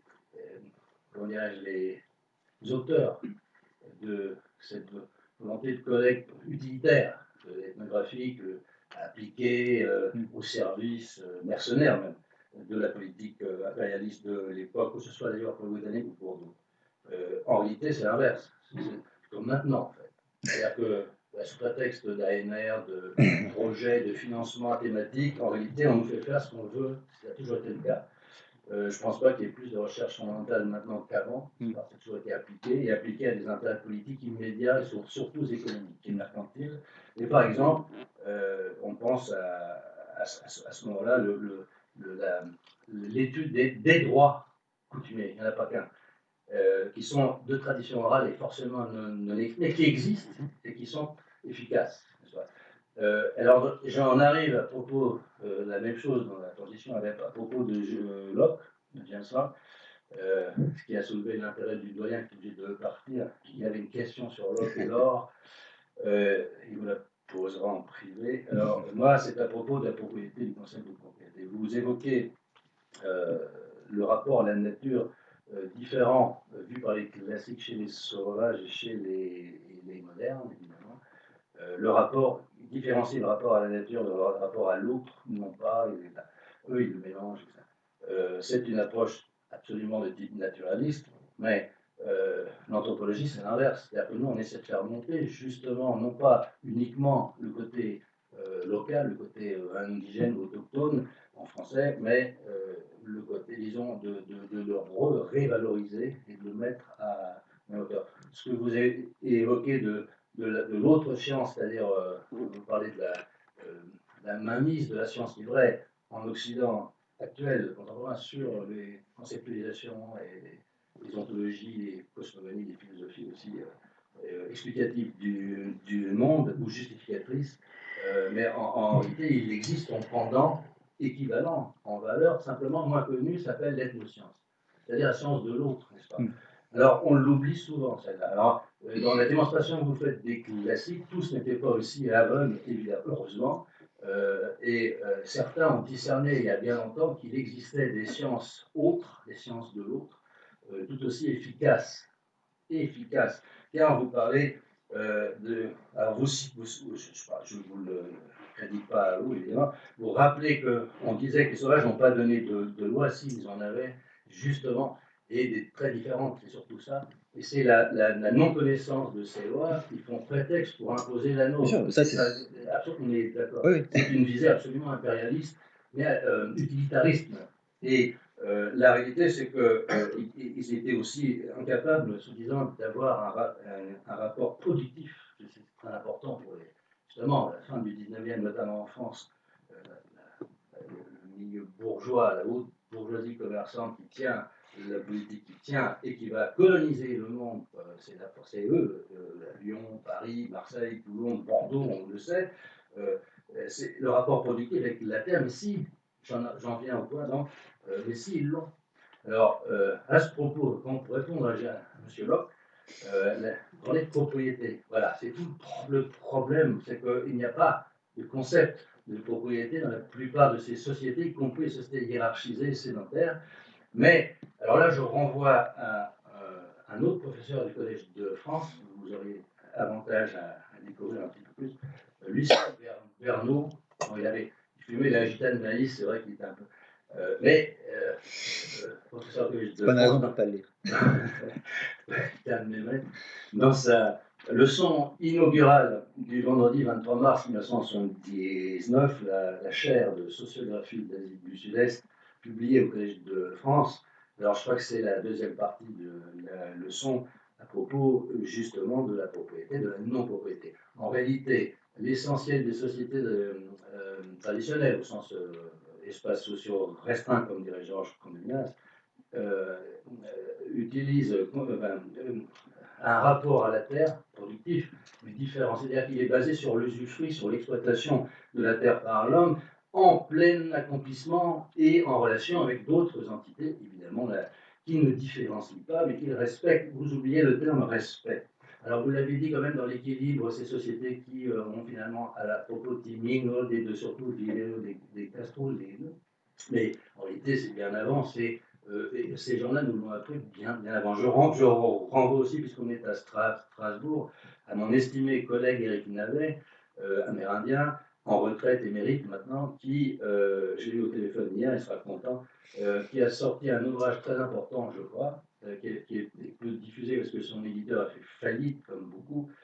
Ça s'appelle La philosophie sauvage et l'Occident barbare, par l'hémisphère en 2007. Alors, il traite notamment des sociétés des nations amérindiennes, et notamment à travers l'exemple des Ojibwe, Canada et des États-Unis, de la même manière, qui s'approprient non pas la terre, mais qui l'exploitent en la respectant, et c'est l'usufruit, c'est-à-dire l'exploitation qui marque l'appropriation éphémère d'une personne humaine. Et il n'y a pas de transmission systématique, il faut la transmission, la propriété, entre guillemets, si vous voulez, ce qui nous semblerait une propriété limitée dans le temps d'une vie, même pas d'une vie, c'est d'une durée d'exploitation pratique, se transmet seulement si le fils ou la fille reprend le travail à son compte. Et c'est quelque chose d'assez universel, justement, et assez méconnu. Et c'est Lucien Pernaut qui a été un des tout premiers à signaler le fait pour l'ensemble de l'Asie du Sud-Est. C'est un très bon exemple à ce propos. Et donc, on en arrive à une question de lexique, ma question est là, et de champ sémantique, et surtout de système et de catégorisation, en fait. D'ontologie, cosmologie et de rapport à ces sciences et ethnologie, c'est-à-dire que ce que vous semblez évoquer, la philosophie, qui, dans cette manière d'être à la fois essentielle et existentielle, c'est bien d'appréhender la réalité avec une vocation universaliste, simplement en partant de catégorisations typiquement ethnocentrées, vous l'avez bien rappelé. Mais moi, ce qui m'intéresse, c'est son rapport efficace, réel, non plus idéal et, comment dirais-je, extrapolé, mais direct et concret avec l'ontologie descolienne naturaliste que vous avez évoquée, car les catégorisations utilisées par la philosophie actuelle, celle qui est critique, celle que vous utilisez au quotidien maintenant pour avoir ce regard critique très enrichissant, est elle-même typiquement naturaliste. Elle ne sort, puisque la nature et la culture sont deux termes qu'on ne trouve pas dans la nature. Donc, je veux dire, dans les sociétés traditionnelles, sous cette forme en tout cas, et surtout pas sous cette dichotomie à la fois diadique et auto-réflexive, et que, je trouve plus le mot, d'un élément qui amène forcément à l'autre, et inversement. Dialectique. Hein? Dialectique. Dialectique, c'est ça. Merci. Et donc, voilà ma question, c'était quel est le positionnement concret alors, hein, entre la philosophie au sens large de type occidental et la vision naturaliste que Descola a bien définie, mais qui finalement est non seulement réductrice à l'Occident, mais également dans le sens opposé, tendrait encore une fois à vouloir être un peu, inconsciemment, un peu impérialiste, cette fois sur le plan des idées et des idéaux. C'est une question. Oui, oui, bon, ça c'est une question pour Descola plutôt que pour moi, mais une question qui est souvent posée, effectivement. Bah, si vous voulez, on peut dire les choses comme justement Lévi-Strauss le disait dans la préface à Mauss. L'effort pour éroder, on peut dire, l'exception et la singularité du répertoire catégoriel qu'on utilise quand on essaie de penser les rapports interculturels, cette érosion, elle est lente, elle est progressive, on peut dire elle est asymptotique, et probablement n'est-elle jamais complètement actualisée, tout simplement pour une raison toute simple, qui est que nous sommes bien obligés d'utiliser un langage, et qu'un langage, c'est toujours un langage parmi d'autres. Donc, le problème n'est pas tant de savoir si il faudrait, moi je crois que c'est pas possible, s'il faudrait concevoir un lexique conceptuel, comment on pourrait dire, aculturel, qui ne soit de nulle part, ça c'est pas possible.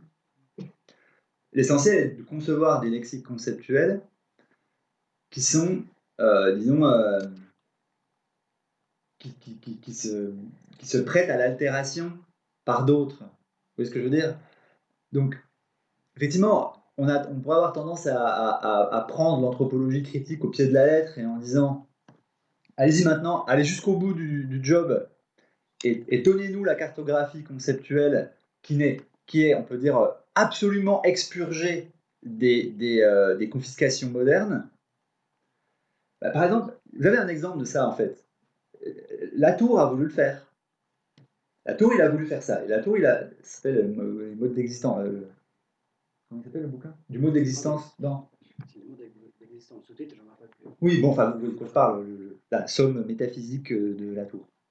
Il a voulu que ce soit. Il a dit, il s'est dit, je vais déborder les anthropologues par la gauche, on pourrait dire, je vais les prendre de vitesse, et je vais faire ce qu'ils n'arrivent jamais à faire, parce que le Brésilien, il est coincé au Brésil, Descola, Latour est d'accord avec vous, c'est encore trop moderne, ok.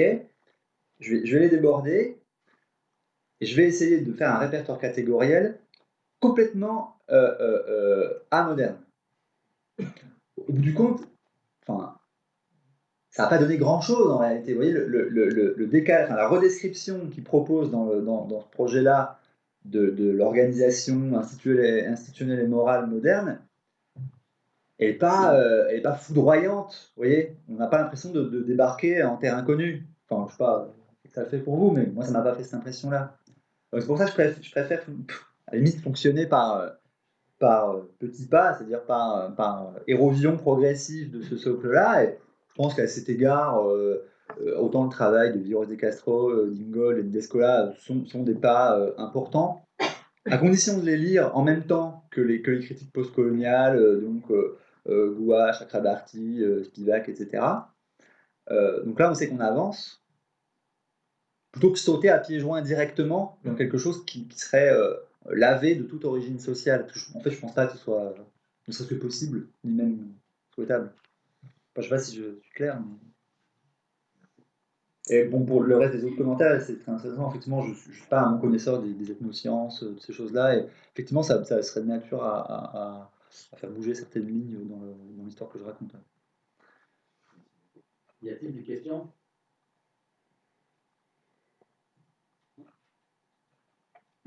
Oui, bonjour.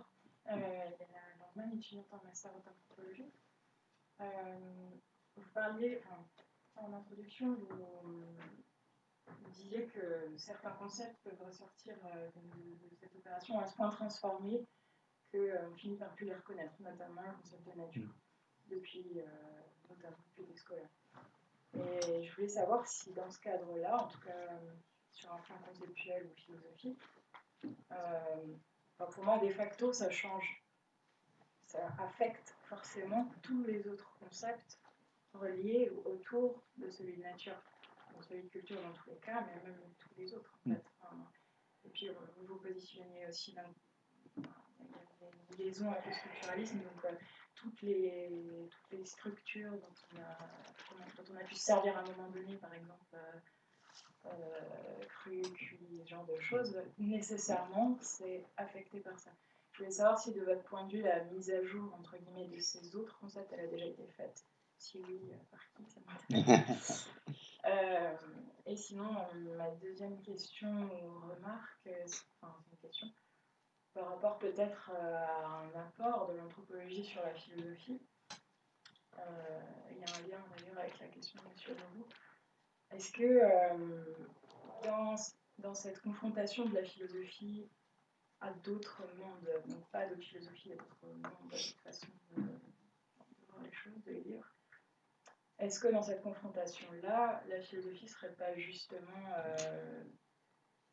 en mesure de dépasser un petit peu les apories du langage dans lesquels il fonde en fait complètement son histoire depuis le début, en tout cas d'après Wittgenstein par exemple, si j'ai bien compris un peu son positionnement, il voit la philosophie comme ça, comme revenir sans cesse sur les mêmes apories du langage.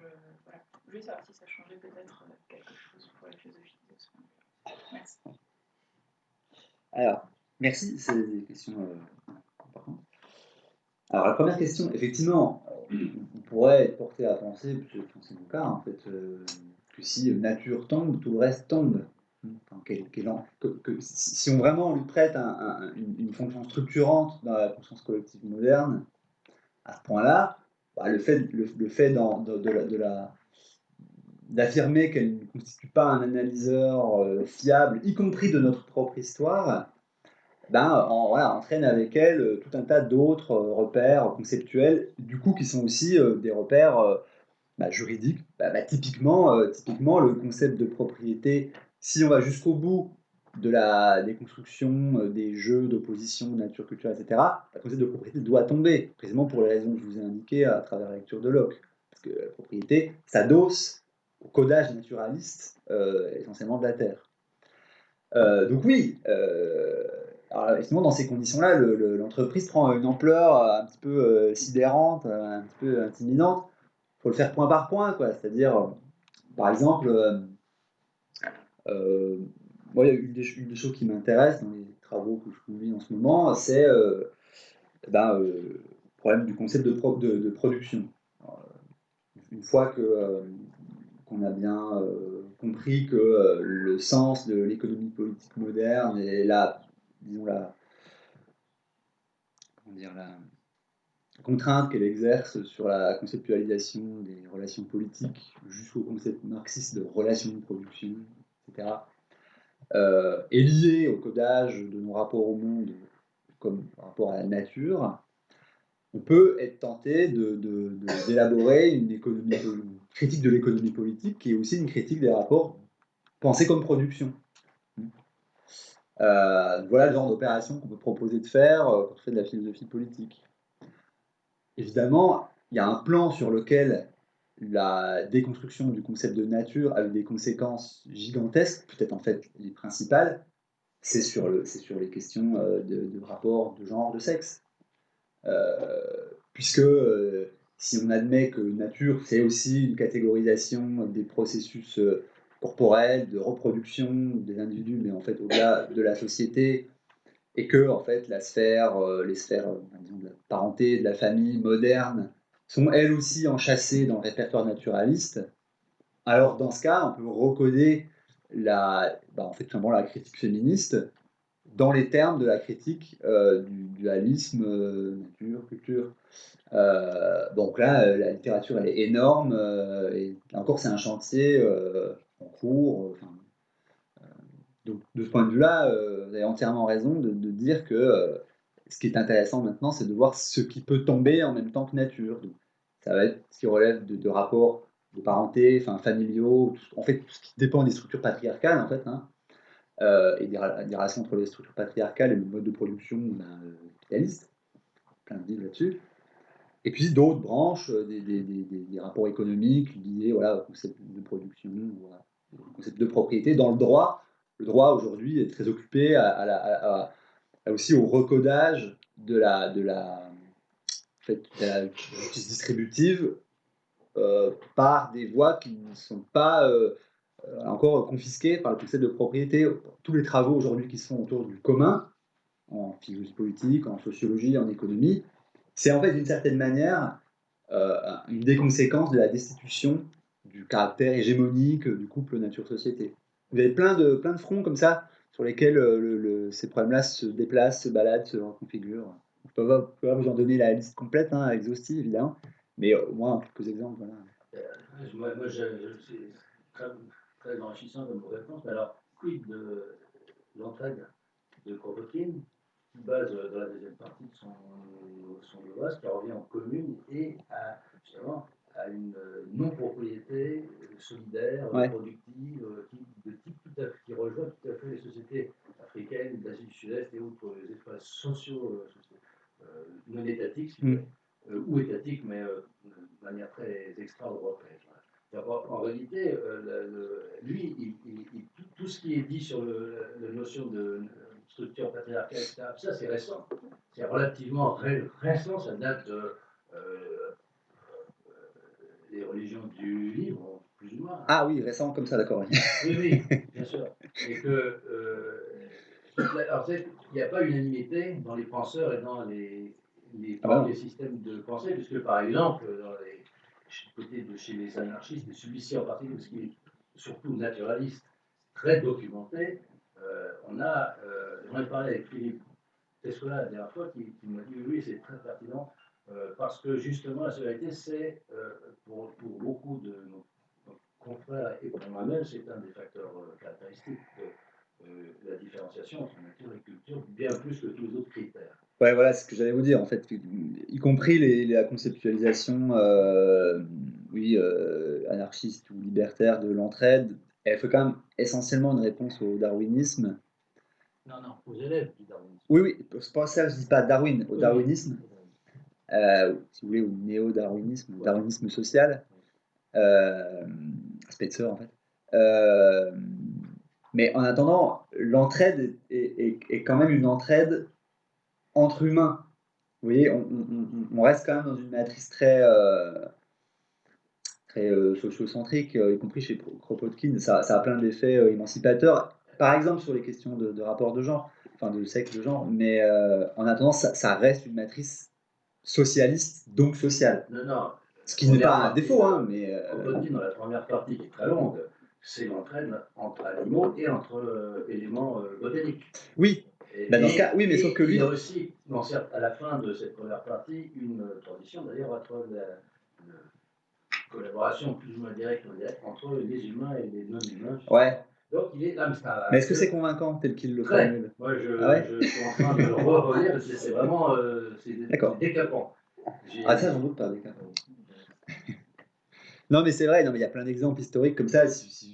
Enfin, on pourrait en trouver des tonnes. Fourier renégocie des rapports entre humains et cosmos.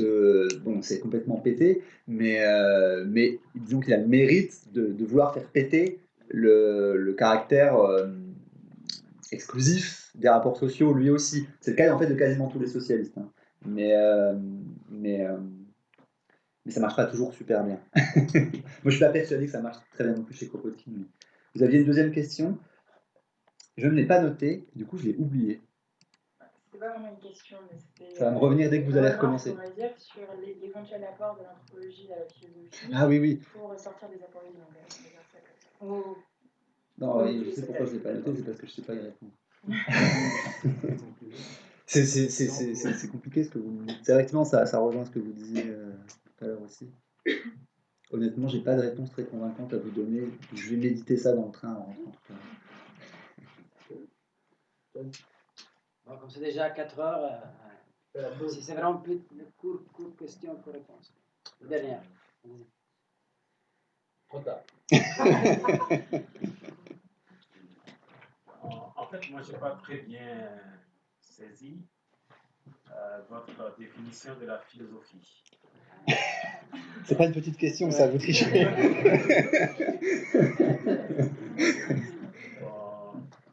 m'arrête comme ça. Ah ouais, on est mal. Il n'y aura pas de pause alors. Non, en fait, je propose pas une définition, comment dire, clé en main de la philosophie. Je voulais juste, au début, expliquer en quoi la philosophie est travaillée de l'intérieur par l'anthropologie.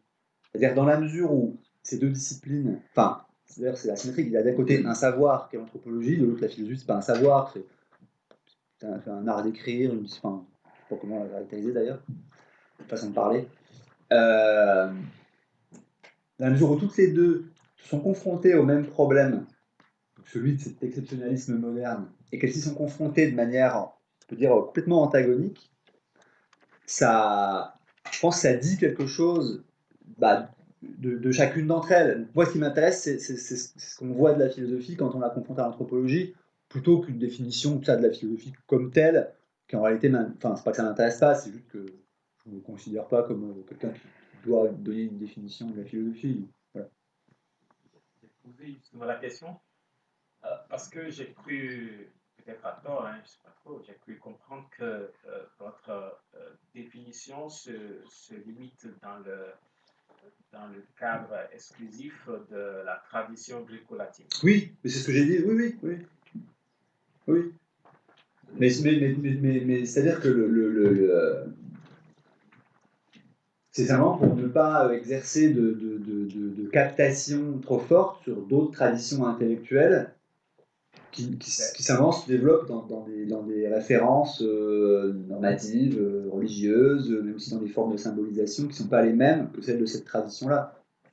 Après, effectivement, il y a un débat très vivant aujourd'hui sur les philosophies